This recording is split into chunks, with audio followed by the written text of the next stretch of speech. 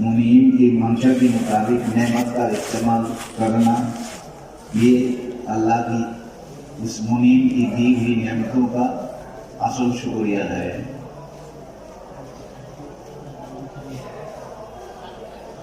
कि সেটা হলো এই, একটু আগে যে আমানতের কথা এসছে, বলছে আমানতের ব্যাপারে নামাজ ছেড়ে দিলে তার যে ওই, এটা নামাজ ছেড়ে দিলে তার যে ওইদের হাদিস আপনার কাছে পড়ে আছে, এটা হলো বেনামাজিদের আমানত।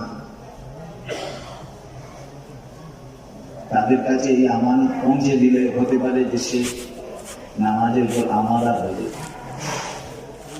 জেনা করলে যে এই ওইদের হাদিসটা সেটা আপনার কাছে পড়ে আছে, তো হতে পারে জানি লোকেদের কাছে তাদের আমানতকে পৌঁছে দিলে সে জেনা থেকে তওবা করে ফেলে পাবে।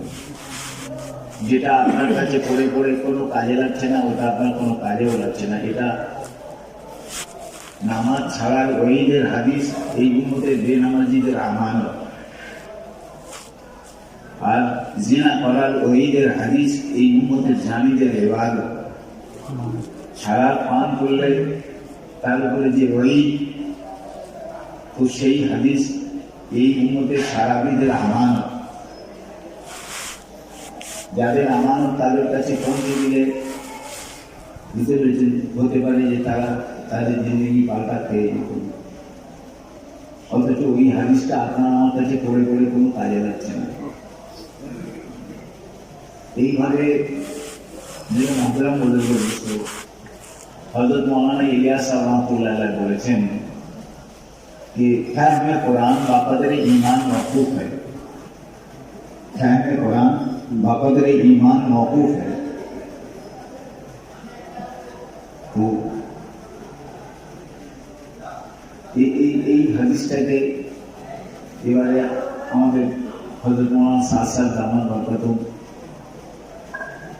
এই তুর্কিওয়ালাদের ইস্তেমা হলো।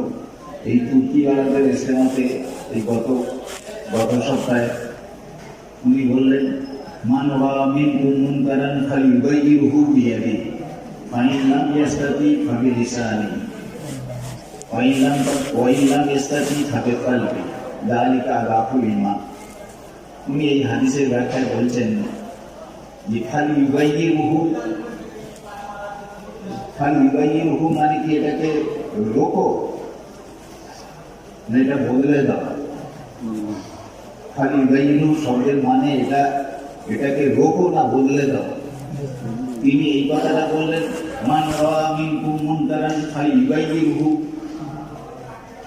তো বদলানোর তরিকাটা কি? বলছি বদলানোর তরিকা হুজুর পাক সাল্লাল্লাহু আলাইহি ওয়াসাল্লামের জামানায় গুনাহ থেকে আটকানোর কি পন্থা অবলম্বন করা হয়েছিল। তো বলছে প্রথম কথা তাকে দাওয়াত দিয়ে নিজের আল্লাহর সঙ্গে তাল্লুককে মজবুত করে নাও। তুমি যত বেশি মানুষ দাওয়াত দেবে অবশ্যই, তো আল্লাহ তাআলা কুরবত হাসিল হবে। দাওয়াতের মাধ্যমে কুরবত হাসিল করো। আর ফের ওই মানুষটাকে আপনার হুজুরের জামানায় একজন আপনার কিনা ওই ইহুদিকে আর ওই কাফের মুশরিককে মসজিদওয়ালা মাহফিলের মধ্যে আনা হতো। আর মসজিদওয়ালা মাহফিলের মধ্যে এনে তাদেরকে সাহাবাদের আমার দেখানো হতো। তারপরে তারা নিজেরাই আপনার কিনা ইসলাম গ্রহণ করার ব্যাপারে আমাদা হয়ে যেতেন। ওদের উপর জবরদস্তি করা হয়নি। এখন তোমার এখতিয়ার ছেড়ে দেওয়া হয়েছে, সেখানে গিয়ে বাগানে গিয়ে গোসল করে এসেছে, আবার কলমা করে মুসলমান হয়ে গেছে। তো উনি বলছেন হক কবুল করা ইস্তেদা, ইমান মজবুত না হলে তাকে হক কবুল করার ইস্তেদার পয়দা হবে না। ইমান মজবুত না হলে হক কবুল করার ইস্তেদার পয়দা হবে না। ওকে দাওয়াত দিয়ে ওর ইমানের মধ্যে মজবুতি নিয়ে এসে এতে তোমার দায়ী এবং মজবুত দুজনের ইমানের মধ্যে ইজাফা হবে। তো তোমার তাল্লুক আল্লাহর সঙ্গে বাড়বে আর ওর হক কবুল করার ইস্তেদার পয়দা হবে। এই যে ইস্তেমা, এই ইস্তেমার মানে একটা আওয়ামের মধ্যে হক কবুল করার, আওয়ামের মধ্যে হক কবুল করার একটা ইস্তেদার পয়দা হয়। এই ফেজা, এই মাহল, এই দিনী মাহলের মধ্যে নিয়ে আসলে তাকে হক কবুল করার একটা ইস্তেদার পয়দা হয়। বুঝলেন? তো যে মন্ত্রের মধ্যে বুঝি সাহাবায়ে কেরামদের জামানায় বা হুজুর পাক সাল্লাল্লাহু আলাইহি ওয়াসাল্লামের জামানায় এই তরিকা ইখতিয়ার করা হয়েছিল। খালি ইউবাইয়িনহু বিয়াদি, একজন আরবের শেখ উনি বললেন যে এই জামাতে গিয়ে উনি সারা ছেড়ে দিয়েছে, আর জামাতে গিয়ে উনি নামাজি হয়েছে, আর তিনি এই করেছে।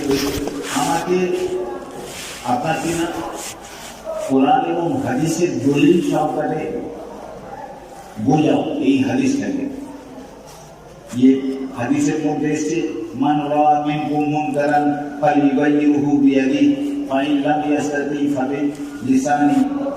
তো তোমরা তো শুধু লিসানি তাওহীদ করছো, বুঝলেন? বাকি এই হাদিসের পুরো মেজদার তোমাদের মধ্যে যে সেফা পাওয়া দরকার সেটা তো তোমাদের মধ্যে পাওয়া যাচ্ছে না।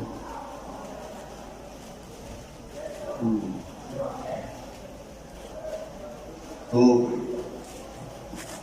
খুশুসি মোলাকাতে দিয়েছেন, বুঝেছেন? আমাদের তবলিগের বড় বড় আকাজ, তার মধ্যে মুফতি জামিল আবিদ স্যার মরহুম, সেই আমাদের সব থেকে বয়সে ছোট ছিল মৌলানা সাদ স্যার, আর উনি ওই জামাতের আমির মুফতি জামিল আবিদ। ইনি বলছেন আমি সাহেব এই আজাদ দেন, আমি বলি, বুঝেছেন?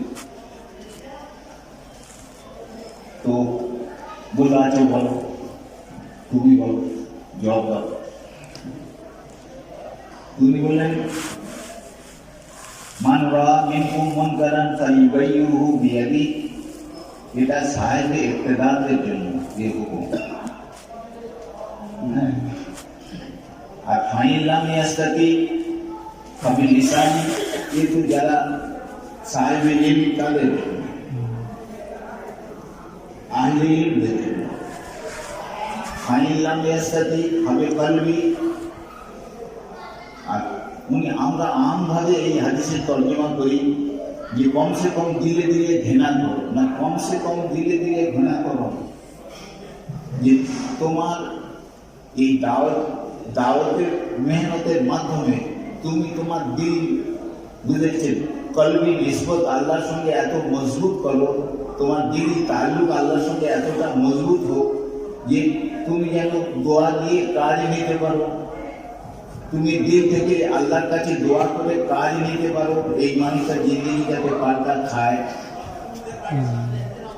হ্যাঁ, এখনকার তর্জমা এটা চলে আসছে যে কলবের ইস্তেমাল কি। কলবের ইস্তেমাল বলতে এই, কলবের ইস্তেমাল মানে ঘৃণা করার নয়। তুমি তোমার নিজের তাল্লুক আল্লাহর সঙ্গে আরো মজবুত করো, যাতে করে তুমি আল্লাহর কাছে দোয়া করে এই মানুষটার হেদায়েতের ফয়সালা করাতে পারো। এই কথাটা হযরত মুহাম্মদ সাদ বলেছেন।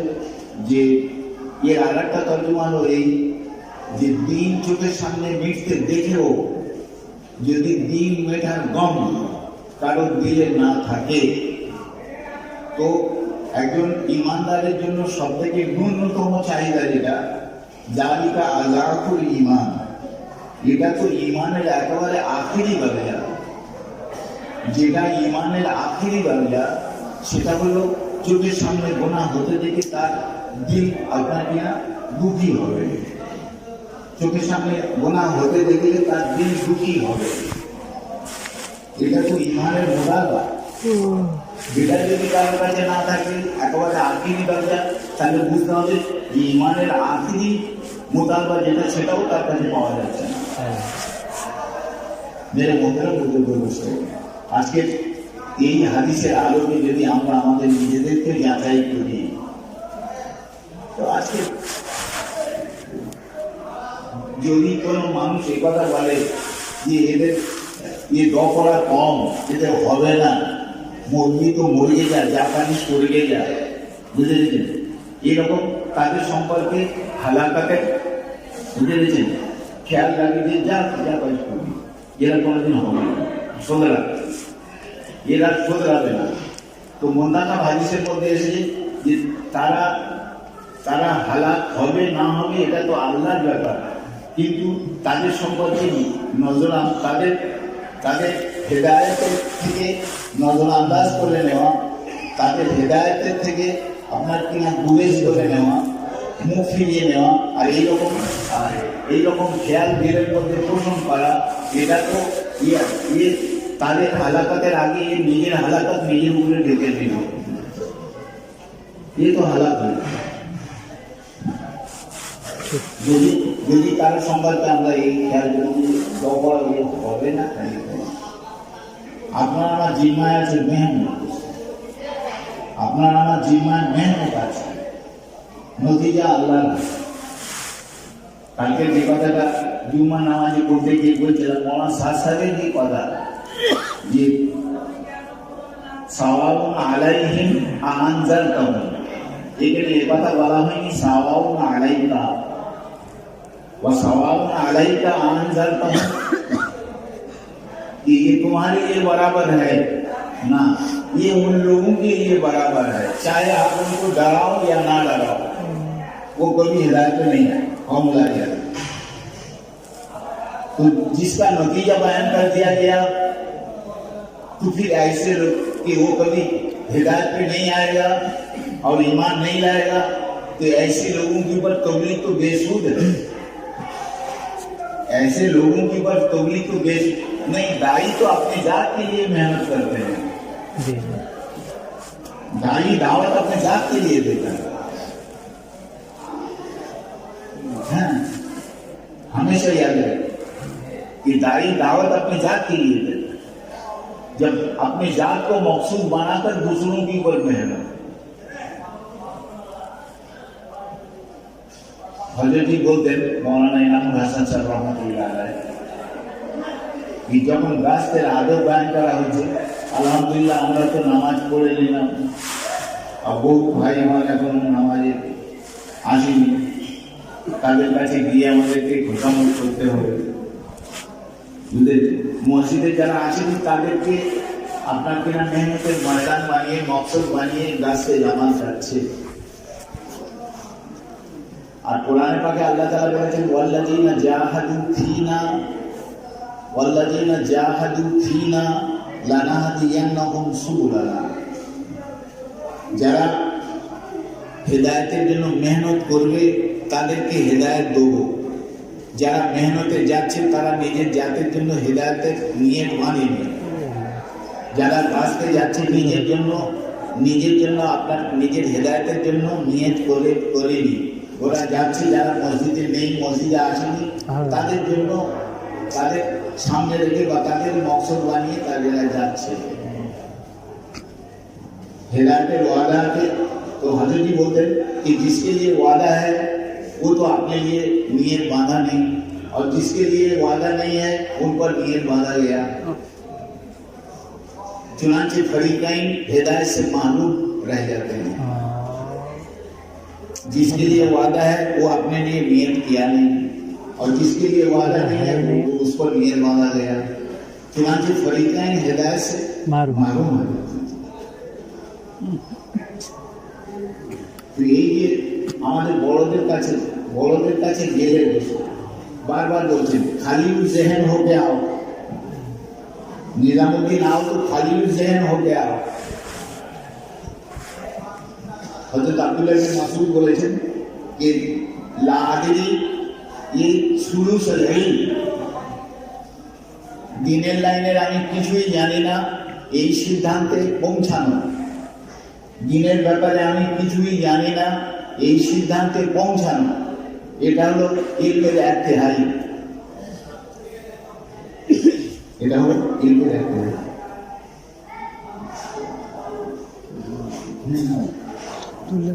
उलमा से साल इसलिए मांगा जाता है ताकि दिल से इसको एतराफ़ जहालत करना आ जाए। उलमा से साल इसलिए मांगा जाता है ताकि दिल से इसको एतराफ़ जहालत करना आ जाए।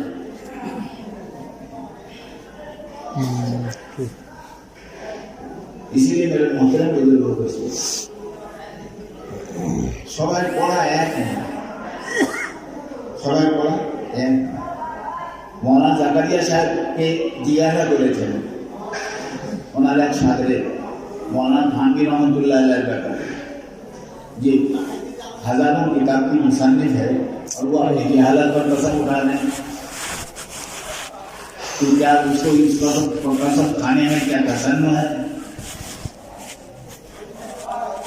नहीं, ये तवाज़ु का कौन सा किस्म है कि हजारों किस्म के हजारों किताब के मुसन्निफ वो अपनी जहालत पर कसम उठा रहे हैं?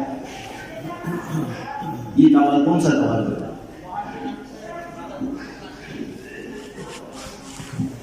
तो हजरत शेख रहमतुल्लाह अलैह बोले तो हजरत तो अपने इबादत और रियाजत की वजह से उस मकाम पर पहुंचे हुए थे जहां से उनको अल्लाह का इल्म का समुंदर नजर आ रहा था, और वो अल्लाह के इल्म की समुंदर के किनारे पे खड़े होकर अपनी जहालत पर कसम उठा रहे थे। उनकी कसम में किसी किस्म की कोई कसम नहीं है, उनकी कोई कसम नहीं। হাসানাতুল আবরার সাইয়্যাতুল মুকাররাবিন, সাধারণ নেক লোকেদের জন্য যেটা নেকি, আল্লাহর নৈকট্য প্রাপ্ত ব্যক্তিদের জন্য ওই কাজটাই হলো গুনাহ। সাধারণ নেক লোকেদের জন্য যেটা নেকি, আল্লাহর নৈকট্য প্রাপ্ত ব্যক্তিদের জন্য ওইটাই হলো গুনাহ। وجعلنا منهم أئمة يهدون بأمرنا لما صبروا وكانوا بآياتنا يوقنون। तूने पूछी है इमामत की हकीकत मुझे, हक तुझे मेरी तरह साहिब असरार करे। वही है तेरा इमाम ज़माना बरहक जो तुझे हाजिर और मौजूद से बेजार करे। दोस्तों, इस उम्मत का मुक्तदा का जो निसाब है, और अगर इस उम्मत का मुक्तदा जायज दीन पर चलेगा तो मुक्तदियों की जिंदगी में ताकवा वाला दीन कैसे आएगा? इस उम्मत का मुक्तदा अगर जायज दीन पर चलेगा तो इस उम्मत की मुक्तदियों की जिंदगी में ताकवा वाला दीन कैसे आएगा?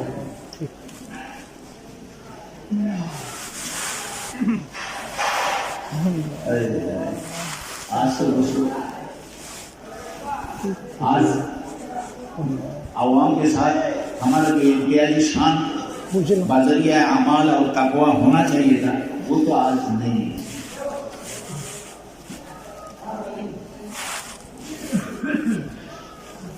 इन तक़ुल्लाह यजअल लकुम फुरक़ाना,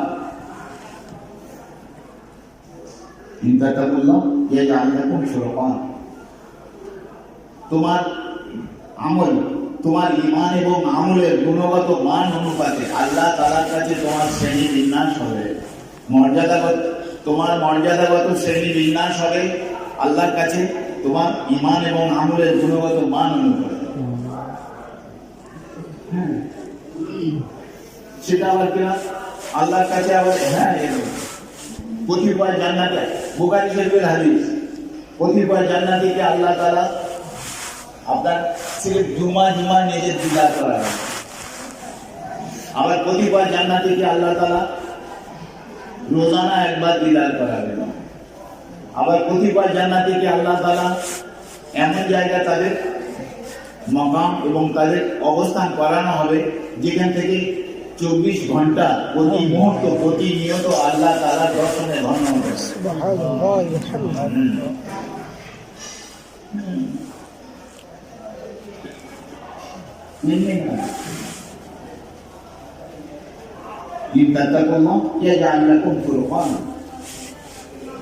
তোমার ঈমান এবং আমলের গুণগত মান অনুপাতে সব থেকে তাকওয়ার आला दर्जा की है। अगर तकवा किया आला दर्जे पे किसी को पहुंचना है तो हजरत मौलाना इलियास रहमतुल्लाह अलैह ने फरमाया कि अपने नेकी को गुनाह करार देना सीखो, अपने नेकी को गुनाह करार देना, তোমার নিজের নেকিকে গুনাহ সাব্যস্ত করা শেখো। কেন? কি আবার কোন দেশের কথা? কি সুখে আমি আমার নেকিকে গুনাহ সাব্যস্ত করতে যাব? কি সুখে নয়। এ ভাই শোনা গেল তো এত সামনে বসে তো কি সুখে নয়, এটা আল্লাহর হুকুম। ওয়াল্লাযীনা ইউতুনা মা আতাউ ওয়া কুলুবুহুম ওয়াজিলাত। হযরত আয়েশা বললেন, ইয়া রাসূলুল্লাহ, ইয়া হাবিবাল্লাহ, সূরা মুমিনুনের এই আয়াত এটা কি জানিস না করে আল্লাহকে ভয় করবে যে তার দিল কাঁপবে আল্লাহর ভয়? শরাব পান করে গুনাহগার লোক গুনাহ করে আল্লাহর ভয়ে দিল তাদের কাঁপবে? তো হুজুর পাক সাল্লাল্লাহু আলাইহি ওয়াসাল্লাম বললেন, ऐ सिद्दीक की बेटी ऐसी बात नहीं, ये तो अल्लाह की नेक बंदा नेकी करके डर गया। अल्लाह की नेक बंदा नेकी करके डर गया कि अल्लाह ये आपका शायान शान, हम इसको अदा नहीं कर सका आपका हुक्म को। और ये तो कहना ही पड़ेगा दोस्तों। हुजूर पाक सल्लल्लाहु हमारे और आपके आका मौला इमामुल अंबिया फरमाए कि सुबहानक मा अरफनाका हक़्क़ मारिफतिक, सुबहानक मा अबदनाका हक़्क़ इबादतिक, अल्लाहुम्मा अंता अहक्कु मा क़ाला अल अब्दु कुल्लना लकल अब्दु ला मानिअ लिमा अतैता वला मूती लिमा मनाता ला यनफउ जल जद मिनकल जद। अपने नेकी को गुनाह करार देना सीखो। अगर इबादत की लाइन और रियाजत की लाइन के उरूज तक पहुंचना है तुम्हें, ठीक है। तो ये तो दोस्तों बुजुर्गों की सोहबत से ये दीन लेना पड़ेगा। अफसोस अलैकुम बिमजालिसिल उलमा व इज्तिमाई कलामिल हुकामा फइन्न अल्लाह तआला युहिल कल्बिल मय्यित बिनूरिल हिकमा। जिंदा दिल लोगों की जिंदा दिल जो अहले इल्म हैं उनकी सोहबत में जाओ। वो कौन लोग हैं? जिसकी बातों से इल्म में इजाफा हो, हाँ, जिसका चेहरा देखकर गफलत दूर हो जाए, अल्लाह याद आ जाए, और जिसका अमल देखकर आखिरत याद आ जाए। ये कूनु मास सादिकीन, ये कूनु मास सादिकीन से मुराद यही अलैकुम बिमजालिसिल उलमा व इज्तिमाई कलामिल हुकामा। वरना दोस्तों फिर अगर कल भी इल्म नहीं है हमारे पास, फिर हमारा ये इल्म हमारी वबाल बनेगा।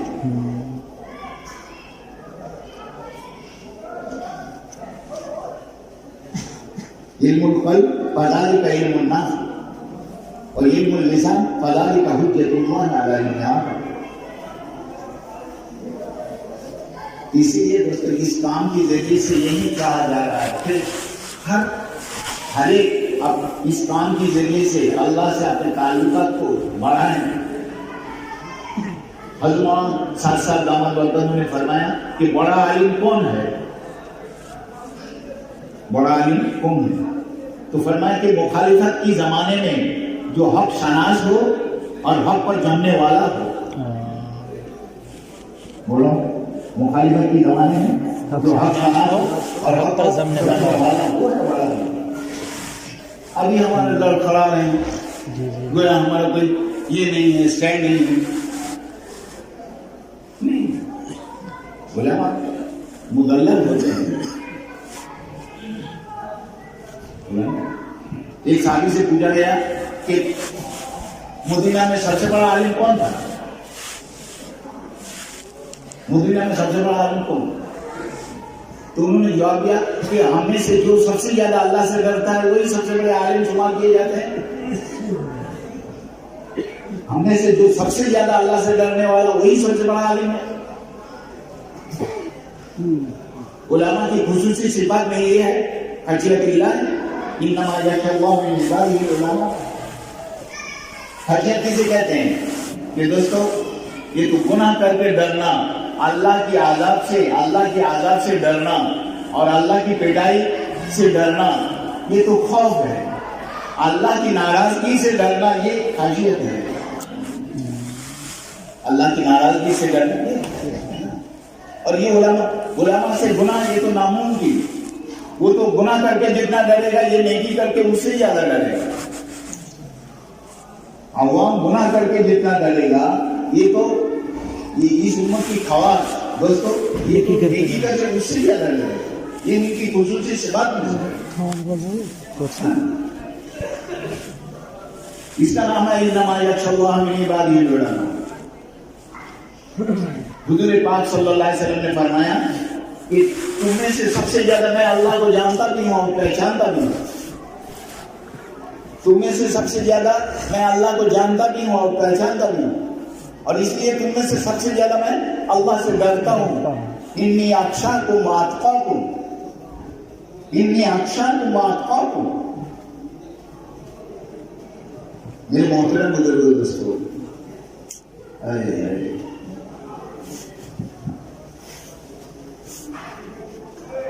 الذین هم من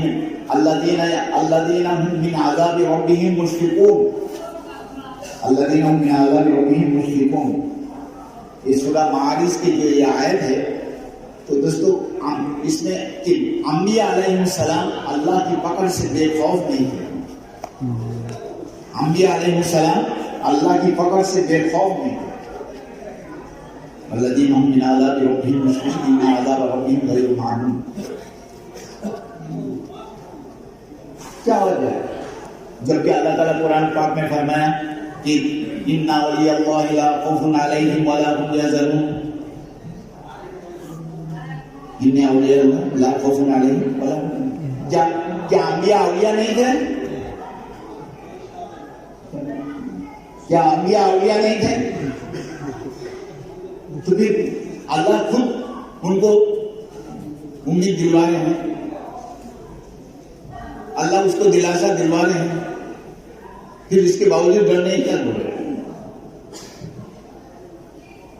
دیکھو وقت ہو گیا ہوگا تو اس لیے میں مشورہ ہے، بعد والا ہمیں مشورہ کے انتظار میں چلنا ہے۔ آپ وہ حضور پاک صلی اللہ علیہ وسلم نے فرمایا کہ جاننے والا اگر نہ جاننے والوں کو دین نہ سکھائے اور نہ جاننے والا اگر جاننے والوں سے دین نہ سیکھے تو موت سے پہلے فریقین پر دنیا ہی میں اللہ کا عذاب آ جائے گا۔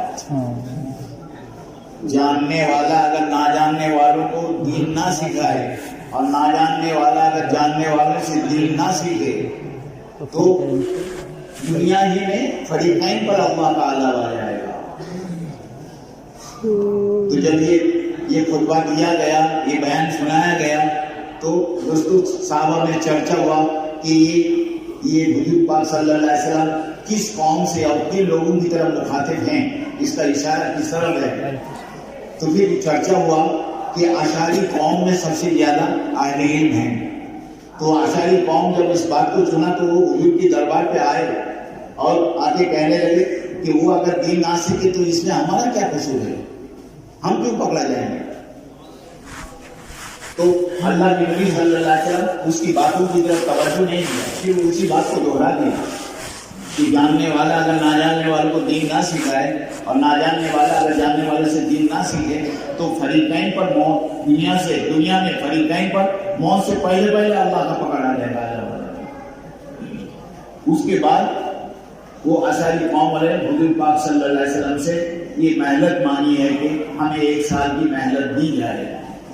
1 سال کا تشکیل کو جاتے ہوئے সালের তশকিল মহান শাসা বলেন সালের তশকিল তো আমরা করিনি, ওলামা নিজে সালের তশকিল হয়েছে, নিজেরা সালের তশকিল হয়েছে. ওলামা 1 साल के लिए मेहनत दे दिया जाए, हम उन लोगों को दिन सिखा के आपके पास हाजिर करेंगे. तो साल लगाओगे इंशाल्लाह? इंशाल्लाह. अरे चंद आदमी इंशाल्लाह बोलेगा. अरे साल का इरादा है इंशाल्लाह. तो लिखा दो ना, खड़े होकर लिखा, अपना नाम लिखा. इंशाल्लाह. बोलिए इसमें गिरामी मौलाना महिउद्दीन साहब और वो मौलाना अब्दुल कादिर साहब, मौलाना हबीबुल्लाह साहब, आपका जलालुद्दीन साहब, और ये भी दूसरा साल के लिए जिसका पहला साल लग चुका वो दूसरा साल करा देते.